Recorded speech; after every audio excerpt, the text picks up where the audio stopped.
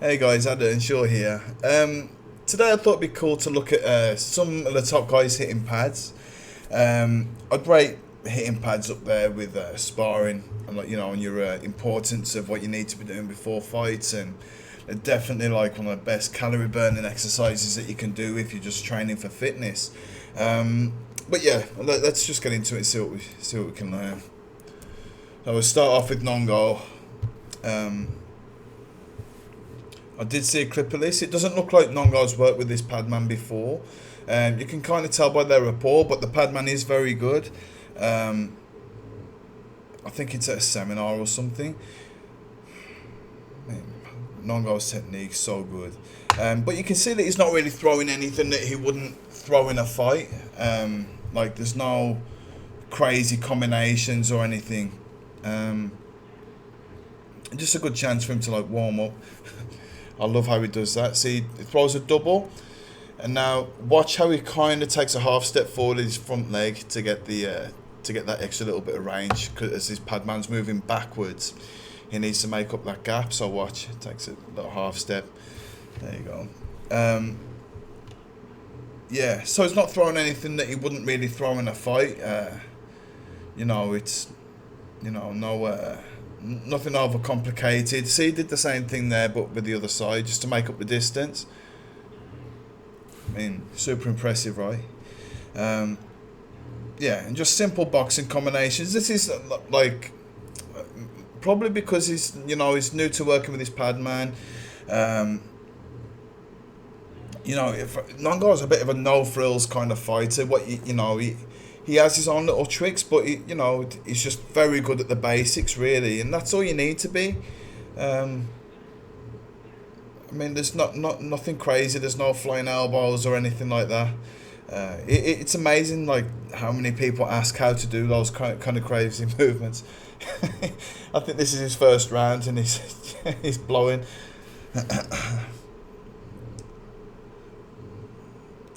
Yeah, and it's good to see the padman throw some stuff back too. When a padman is throwing stuff back, it's important that he keeps what he's throwing, like realistic. It's sometimes you see padmen and they're just throwing like ridiculous stuff, or like like in Thailand you'll see it quite often. Like they'll hold a pad for a kick and then just kick your feet out from underneath you, stuff like that. It's like, well, you know that the kick was coming, so you can do that. So yeah, but it's a good way of just making sure that you're on balance when you are hitting, and you're ready to defend yourself at all times. I hadn't seen this video all the way through. The padman now is named Chelsea, and he's the guy that actually brought me out to Thailand the first time. He owned a gym called Chai in Chiang Mai, and yeah, I started training him about 10 or 11 years ago, and yeah, he told me that he'd like me to go to his gym in Chiang Mai, and a few months later he left England where I was with him, to go back to his gym, and then I met him out in Chiang Mai, and yeah, he took care of me. I had quite a few fights for him, and yeah, but awesome trainer. Now you'll see the difference here. So the other padman was calling out the shots.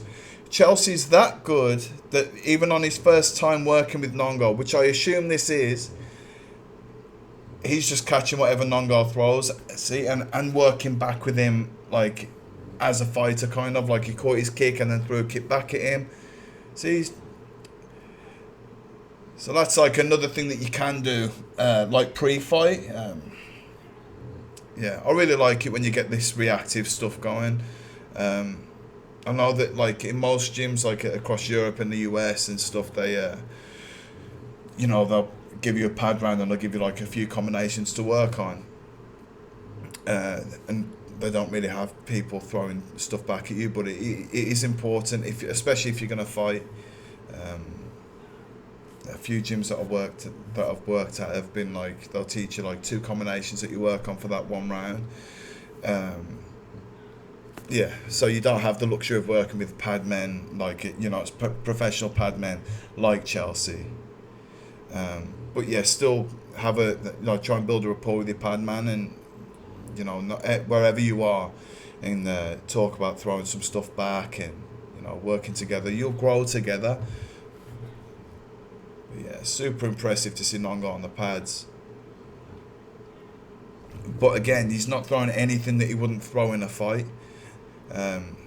There's a time to work on all that stuff, like the stuff that you're not necessarily good at, or whatever. But yeah, it's important to work on what you are good at. So now, just have a quick look at Superbon with Trainer Gay. Trainer Gay is getting his own. He's getting a superstar status as his own.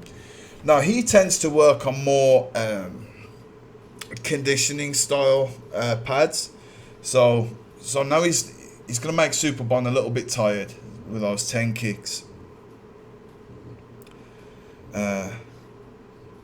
But so as well as kind of getting him fit out, but with getting him to do that, it also makes his kicks nice and loose.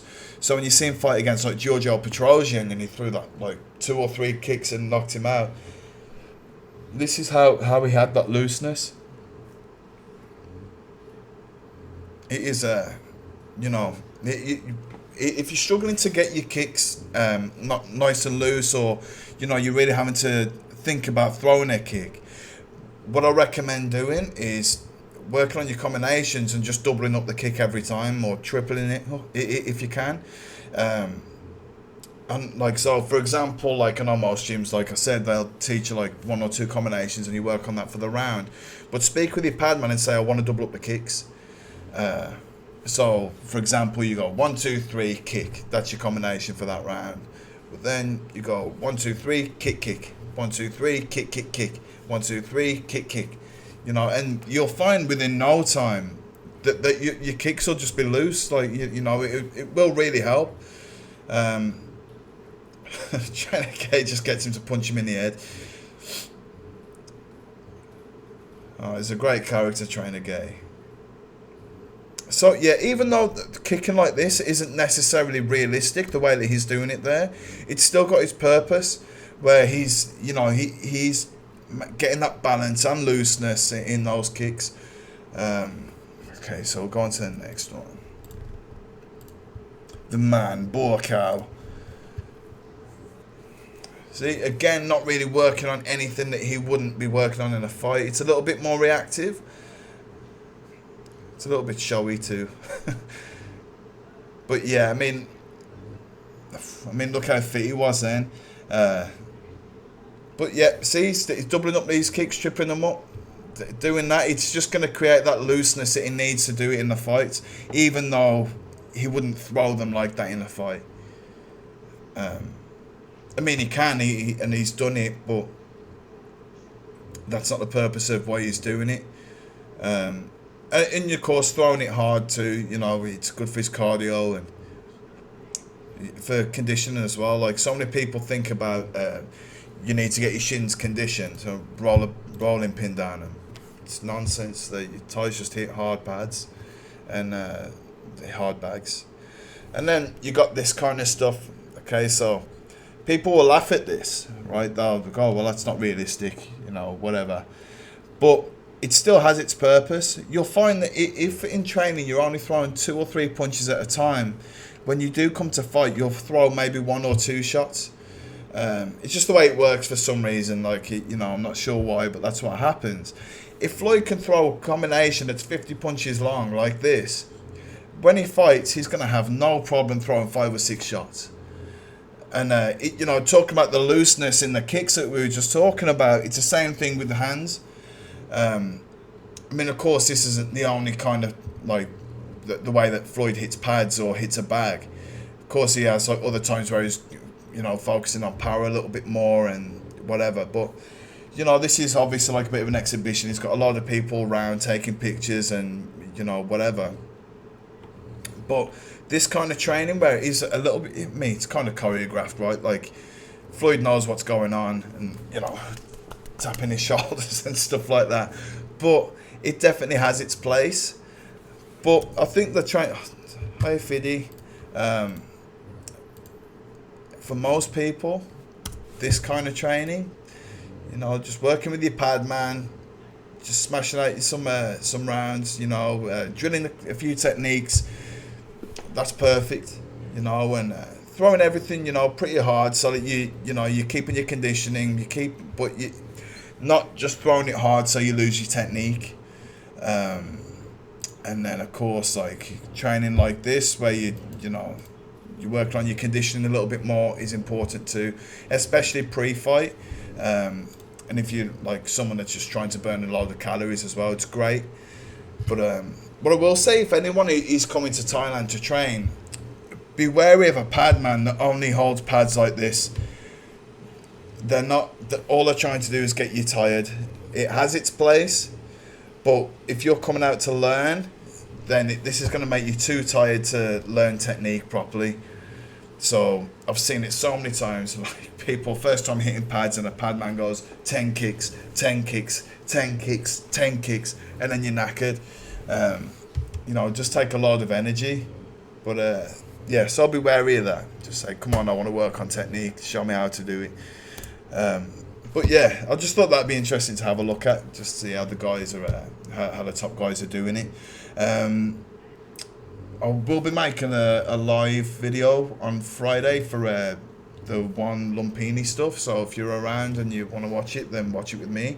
And yeah, if there's any fights or training videos or anything that you want me to react to, just leave them in the comments. I'm also interested to hear your opinions on stuff too. So yeah, let me have them. I've linked my socials in the description too. All right, let's speak soon, guys.